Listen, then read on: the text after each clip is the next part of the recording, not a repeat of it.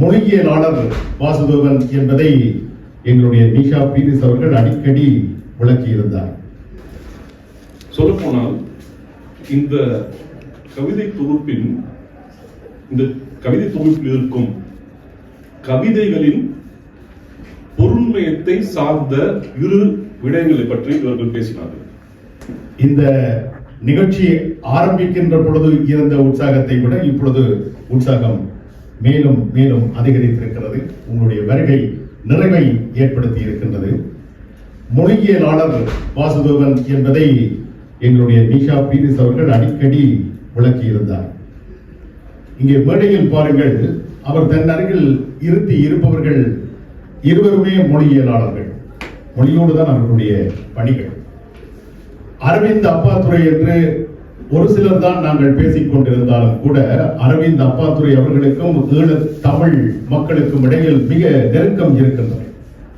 ஈழத்தமிழ் ஆற்றலாளர்களோடு அவர் தன்னுடைய தொடர்பை மிக நீண்ட காலமாக வளர்த்து வருகின்ற ஒருவர். வாசுதேவன் அவர்களோடு எப்பொழுதும் அவரை காணலாம். வாசுதேவன் எந்த விடயத்தை எழுதினாலும் எந்த விடயத்தை பேசினாலும் அரவிந்த் அப்பாத்துரை அவர்களோடு ஒரு தொடர்பு இருக்கும். அவரிடத்தில் இருந்து ஒரு அபிப்பிராயம் பெறுவார். அந்த வகையிலே ஒப்பாரி கவிதை நூல் வெளியீட்டு விழாவில் அப்பாத்துரை அவர்கள் அரவிந்த் அப்பாத்துரை அவர்கள் பேச வேண்டியது அவசியம் என்பதை உணர்ந்து அவரை அழைத்திருக்கின்றார். வாருங்கள். இந்த ஒப்பாரி என்ற கவிதை தொகுப்பை அறிமுகம் செய்து வைக்கும் வாய்ப்பை அளித்த வாசுதேவனுக்கு நன்றி. எனக்கு முன் பேசியவர்கள் தாம் எப்படி இந்த கவிதை தொகுப்பை அணிந்தர் என்பதை பற்றி கூறினார். நண்பர் நாகேஷ் பேசும்போது இந்த தொகுப்பில் பல கடினமான கவிதைகள் இருப்பதாகவும் அதை எப்படி உருவாக்குவது என்பது சற்றே ஒரு பிரச்சனையாக இருப்பதாகவும் சொன்னார். நிஷா பேசும்போது இந்த கவிதை தொகுப்பில் வெகு இலகுவாக நுழைய முடிந்ததாக கூறினார். சொல்லப்போனால் இந்த கவிதை தொகுப்பில் இருக்கும் கவிதைகளின் பொருண்மையத்தை சார்ந்த இரு விடயங்களை பற்றி இவர்கள் பேசினார்கள். இந்த கவிதை தொகுப்பை சுருக்கமாக 2 வார்த்தைகளில் அறிமுகம் செய்ய வேண்டுமென்றால் நான் சொல்வேன், இது ஒரு இருத்தலின் சுவடு முதலாவதாக. இரண்டாவதாக, இந்த கவிதை வாழ்க்கையின் வலியை குறைக்கும் ஒரு பரிகாரம். இந்த 2 விஷயங்களை சொல்லிட்ட பிறகு நான் இன்றைய காலகட்டத்தில் கவிதை அவசியமா என்ற ஒரு கேள்வி எழும். ஏனென்றால் இன்று சினிமா இருக்கின்றது, சினிமாவில் பாடல்கள் இருக்கின்றன, தொலைக்காட்சி இருக்கின்றது, இன்று சொல்ல போனால் யூடியூப் இருக்கின்றது. யூடியூபில் பல செய்திகள் தெரிவிக்கப்படுகின்றன. இருப்பினும் மீண்டும் மீண்டும் நாம் ஏன் கவிதை எழுதுகிறோம், ஏன் கவிதைகளை படிக்கின்றோம்? இன்றைய உலக இலக்கியத்தில் ஐரோப்பாவை எடுத்துக்கொண்டோம் என்றால் கவிதை என்பது 3ஆம் கட்டம் அல்லது 4ஆம் கட்ட இலக்கிய வடிவமாக கருதப்படுகின்றது. முதல் இலக்கிய வடிவம் நாவல், அடுத்தது சிறுகதை தொகுப்புகள், 3ஆவதாக கட்டுரைகள், 4ஆவதாக கவிதைகள். ஆனால் தமிழ் இலக்கிய பரப்பில் அன்று முதல் இன்று வரை கவிதை என்பது முதல் தர இலக்கிய படைப்பாகவே கருதப்பட்டு வருகின்றது. இன்று தமிழில் நிறைய பேர் கவிதை எழுதிக் கொண்டே இருக்கின்றனர். அதன் காரணங்கள் என்ன என்று ஆராய்வதற்கு இங்கு நேரம் இல்லை. இப்போது இந்த கவிதை தொகுப்பை பற்றி நாம் பேச வேண்டும். சரி, இன்றைய காலகட்டத்தில் கவிதை என்பது என்ன சொல்ல வேண்டும் என்ற ஒரு கேள்வி.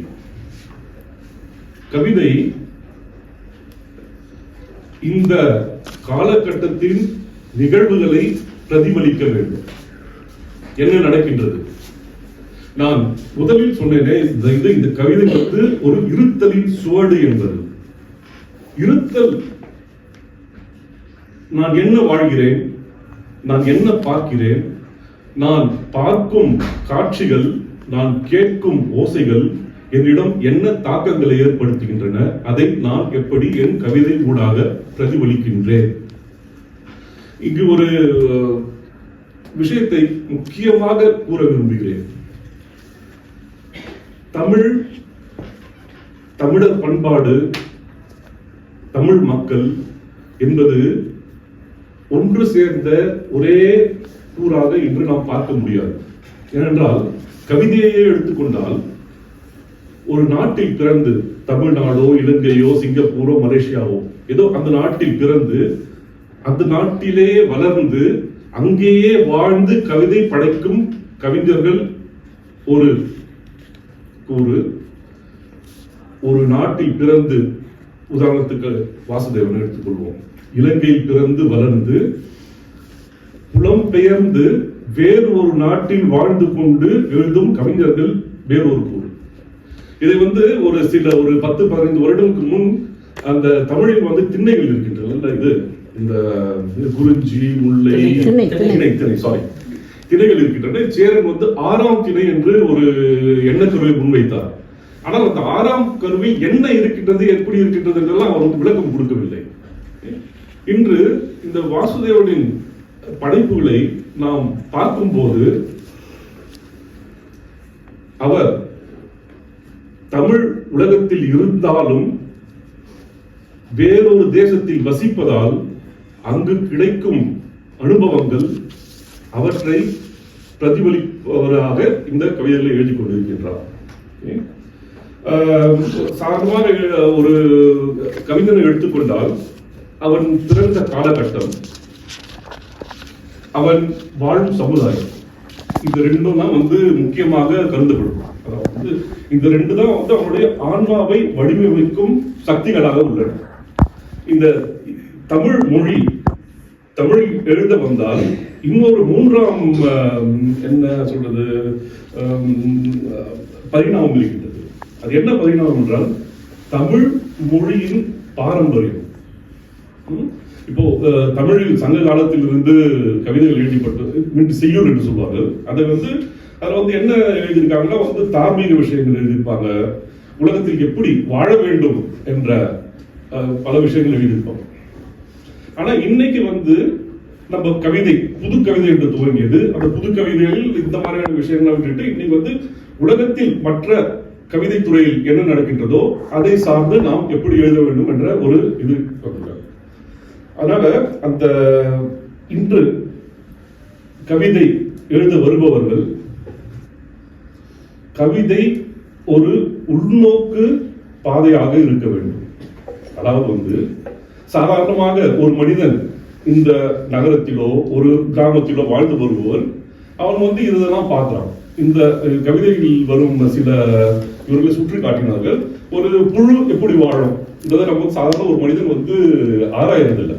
அந்த புழுவின் என்ன, எந்த விதத்தில் அது வந்து மனிதனின் வாழ்வுக்கு உதவியாக இருக்கின்றது என்பதை பற்றி யாரும் சாதாரணமாக சிந்திப்பதில்லை.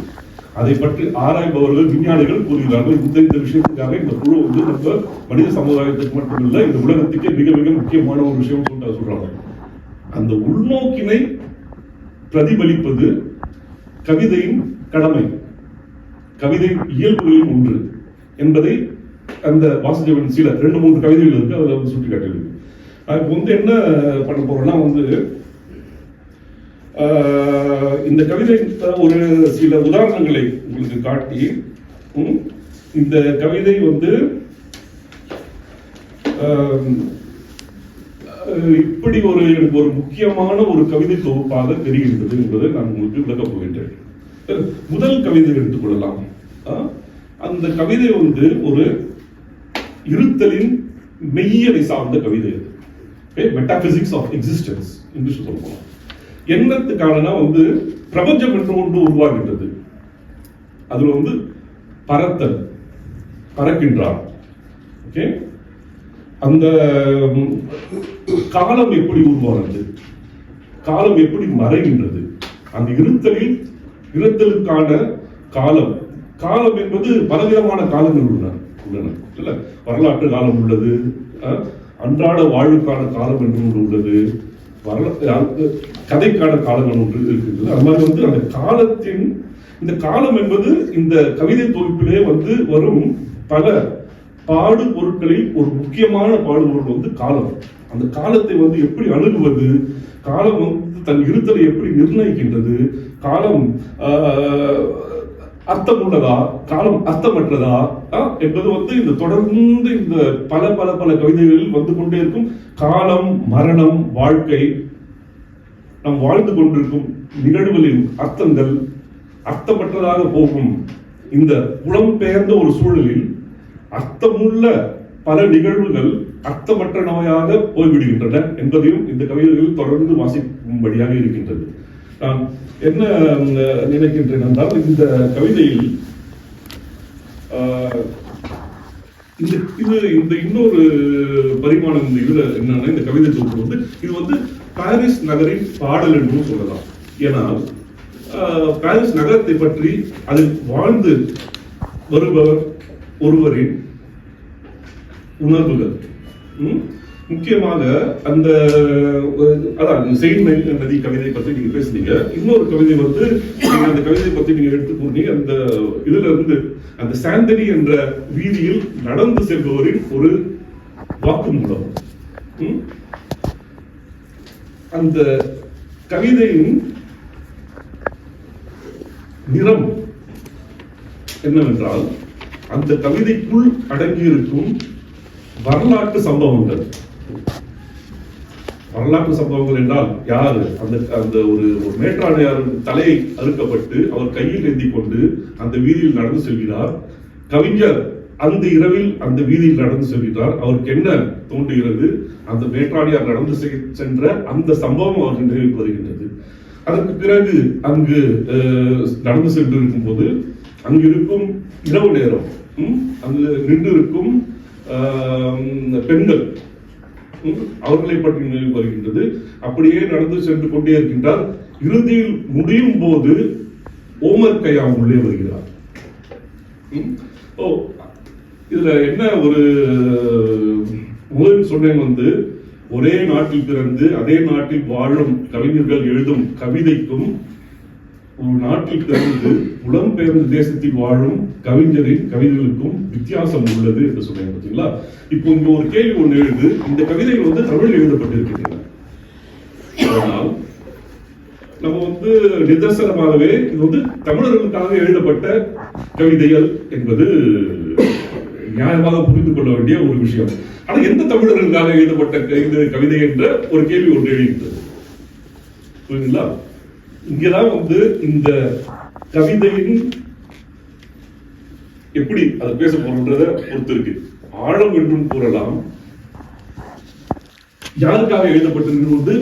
படிப்பவர்கள் எந்த அளவிற்கு இந்த கவிதையை புரிந்து கொள்வார்கள் என்ற கேள்வி நீங்க சொல்லி கடிதமாக இருந்ததுன்னு சொல்லிட்டு அந்த அதுவும் ஒரு பதிலாக அமைகின்றது. நீங்க சொன்னீங்களோ இருக்கின்றது சொல்லிட்டு அதுவும் இந்த கவிதைக்கு ஒரு பதிலாக இருக்கு. ஏனென்றால் நீங்கள் தமிழர் என்ற முறையில் எங்கு வாழ்ந்தீர்கள், ஒரு அனுபவம் என்ன, உங்களுக்கு என்ன தெரியும் தெரியாது என்பதை சார்ந்ததே இந்த கவிதை வாசிக்கும்.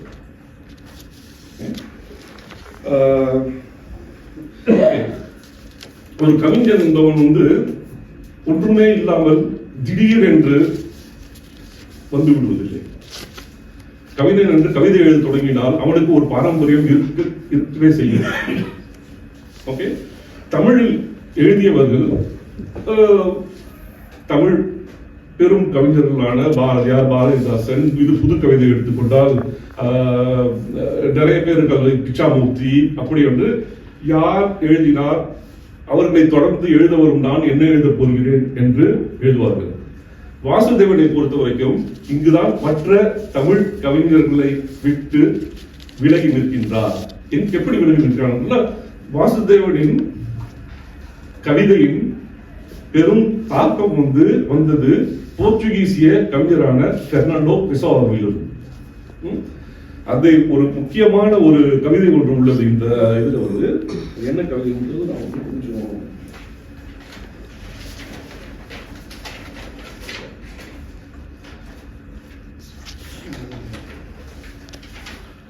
அது வந்து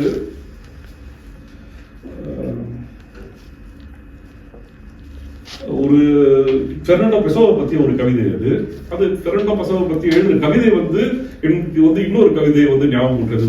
இது பெர்னாண்டோ பெசோவா வால்ட் விட்மனை பற்றி எழுதிய கவிதையின் தொடர்ச்சியான கவிதை இது.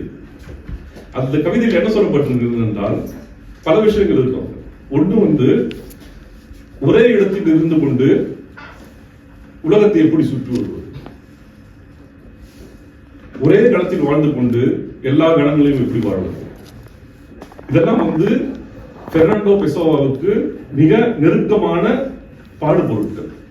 அந்த பாடுபொருட்களை எடுத்துக்கொண்டு பெர்னாண்டோ பெசோவாவுக்கு ஒரு நன்றி சொல்லும் விதமாகவும் அவர் எவ்வளவு நெருக்கமாக உள்ள கவிஞர் என்பதையும் எடுத்து காட்டுவதாக இந்த கவிதை அமைந்துள்ளது. இது வந்து ஒரு ஒப்பாரி என்ற ஒரு கவிதை தான் இந்த நூலுக்கே வந்து தலைப்பு கொடுத்திருக்கு. சரி, ஒப்பாரி என்பது உண்மைதான் இப்போது ஒரு கொஞ்சம் அழிந்து வரும் ஒரு சடங்காகவும் வழக்கமாகவும் உள்ளது. ஆனால் ஒப்பாரி என்பது ஒரு மிக மிக முக்கியமான ஒரு கலை வடிவம் என்றே சொல்லலாம். ஒப்பாரி என்பது ஒரு மிக முக்கியமான கவிதை வடிவம். அந்த வடிவம் தமிழ்நாட்டில் வெகு நாட்களாகவே இருந்து வருகிறது. இந்திய கீழ்கண்டம் பூராகவும் வெகு அந்த காலத்திலிருந்து இருந்து வருகிறது. இது வந்து கிரேக்கத்தில் இது ஒரு மிக முக்கியமான ஒரு வடிவமாக அந்த காலத்தில் இருந்தது. ஆனால் இன்று இருக்கிறதா என்று தெரியவில்லை. அது பேர் வந்து டிக்கிராமர். இந்த வடிவத்தின் முக்கியமான ஒரு தன்மை என்னவென்றால் இந்த கூட்டு அனுபவம் என்று ஒன்று இருக்கிறது. வந்து ஒரு சமுதாயத்தில் வாழும் பெண்கள் அனைவரும் வாழ்ந்திருக்கக்கூடிய சங்கடமான வேலைகள், வாழ்ந்திருக்கக்கூடிய சந்தர்ப்பங்கள், அதை ஒருவர் பாடும்போது மற்ற பெண்கள் அந்த பாடலோடு தம்மை அடையாளம் படுத்திக் கொண்டு அழுதல் மூலமாக தங்கள் சுமைகளை குறைப்பது. அதுக்கு வந்து ஆங்கிலத்தில் வந்து கெட்டாசிஸ் என்ற ஒரு இது பேர். அந்த ஒப்பாரி மிக மிக ஒரு முக்கியமான ஒரு கலை வடிவம். இந்த ஒப்பாரி என்ற தலைப்பு இந்த கவிதை தொகுப்புக்கு வந்த காரணம் வந்து நம்ம இது வாசுதேவனின் தாயார் அந்த ஒப்பாரி பாடுவதில் வல்லுனர். இங்க வந்து அதுல வந்து ஒரு ஒப்பீட்டு வேலையை செய்திருக்கார். ஒண்ணு வந்து சாக்ரட்டிஸ் ஒப்பாரி தன் தாயாரையும் வந்து என்ன ஒப்பிட்டு பாடியிருக்கின்றார் அந்த கவிதையில். ஒண்ணு சாக்ரட்டிஸனோட வேலை என்றால் சாக்ரட்டிஸனோட தாய் வந்து இது மகப்பேறு, அதாவது வந்து குழந்தை பெறுவதை இது உதவி செய்பவர்கள். இது இவரோட தாய் வந்து ஒப்பாரி வைத்து மற்றவர்களை அதனுள் அடையாளப்படுத்த வைத்து மற்றவர்களின் மன சுமையை குறைப்பவர். இந்த ரெண்டு இதையும் வந்து ஒப்பிட்டு அந்த இதுல பாடியிருக்கிறார். இது வந்து நான் நிறைய கவிதைகளை வந்து உங்களுக்கு வாசித்து காண்பிக்க வேண்டும் என்ற ஆசை உள்ளது. இருப்பினும் மற்றவர்கள் நிறைய கவிதைகள் படிச்சிருக்காங்க. அதனால வந்து அது கொஞ்சம் தேவையில்லாத விஷயமா எனக்கு தெரியுது. ஆனால் நான் ஒரே ஒரு கவிதை, அதாவது வந்து மற்றவர்கள் சொல்லாத கவிதையாக இருக்கலாம், எனக்கு வந்து இந்த முழு கவிதை தொகுப்பின் சாராம்சமும் அந்த கவிதையில் இருப்பதாக எனக்கு தோன்றுகிறது. அது வந்து அந்த கவிதையை பற்றி நான் உங்களுக்கு படிச்சுட்டு என்னுடைய உரையை முடிச்சு.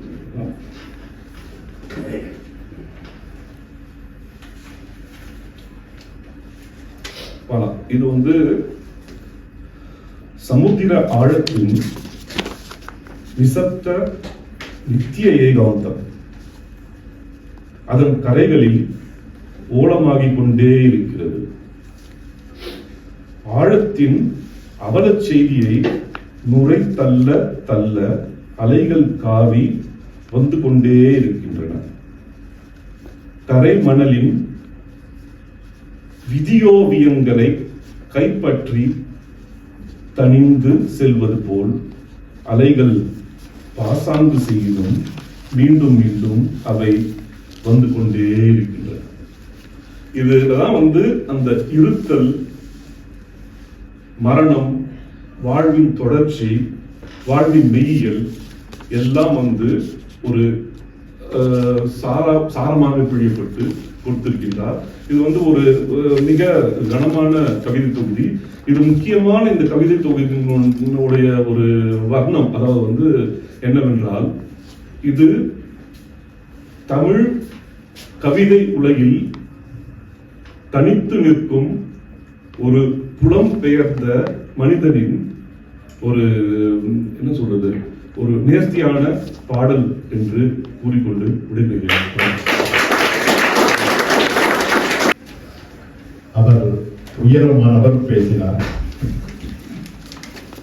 மிக உயர்வான கருத்துக்கள்.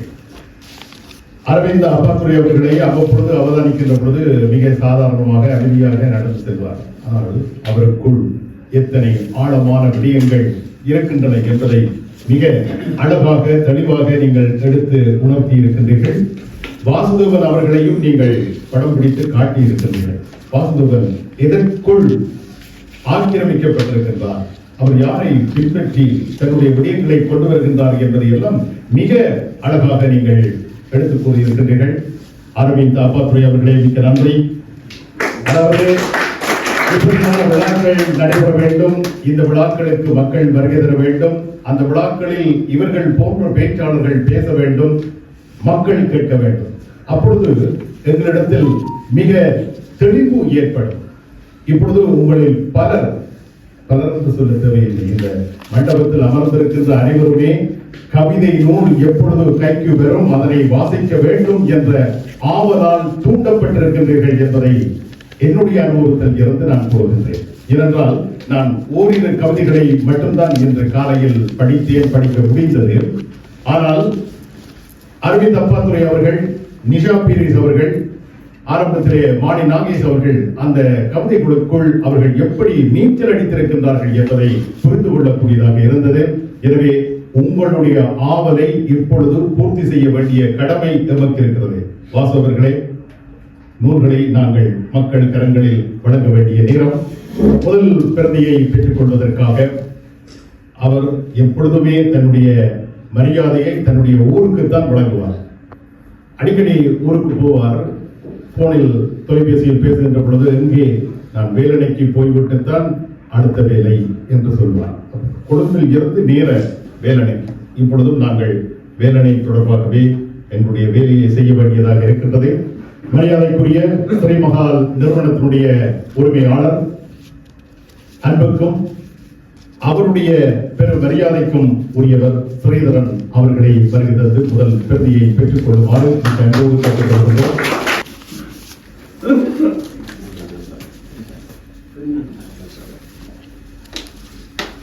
முதல் பிரதி.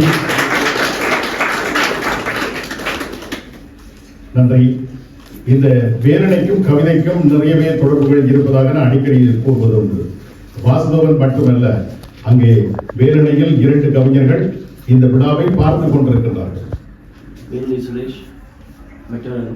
வெற்றி துஷ்யந்தன் இருவரும் இந்த மண்டபத்திற்கும் 27ஆம் தேதி வருகை தந்தார்கள்.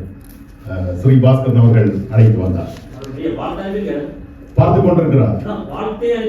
வாழ்த்தை அனுப்பியிருக்கிறார். எங்கே அந்த வாழ்த்து நீங்கள் தான் வாசிக்க வேண்டும் என்று நினைக்கிறேன். சரி, இப்பொழுது அடுத்த சிறப்பு பிரதியை பெறுவதற்காக எல்லாம் சொறிகளாகவே அமைந்திருக்கின்றன. தமிழர் வர்த்தகர் சங்கம் பிரான்ஸ் தலைவர் ஸ்ரீதரன் அவர்கள், அவரை பற்றி ஒரு விடயம் கூற வேண்டும். இன்று இரவுதான் ஸ்பெயினில் இருந்து புறப்படுவதாக இருந்தது.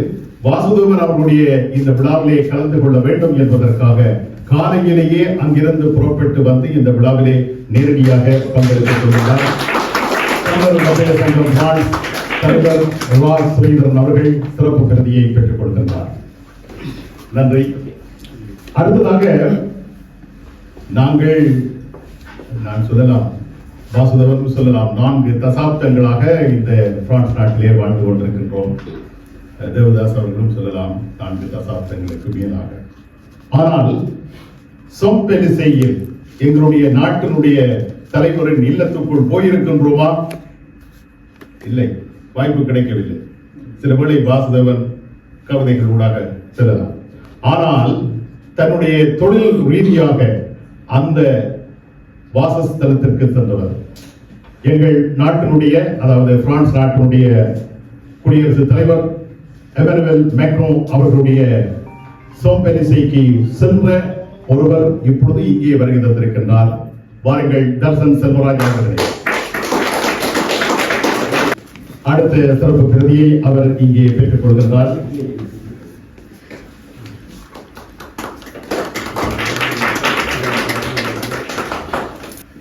அன்பு பரிமாற்றம். அடுத்ததாக வாசுதேவன் அவர்களோடு பலரை அடிக்கடி காண்பது உண்டு. ஆனால் இரவும் பகலும் மதிய நேரத்திலும் எல்லா நேரத்திலும் காணக்கூடிய ஒருவர். அவருக்கு முன்னாலே தான் இவர் இருப்பதால் அப்படியோ என்று நினைப்பது ஒன்று, இல்லாமலும் அவரை நான் அடிக்கடி சந்தித்திருக்கின்றேன்.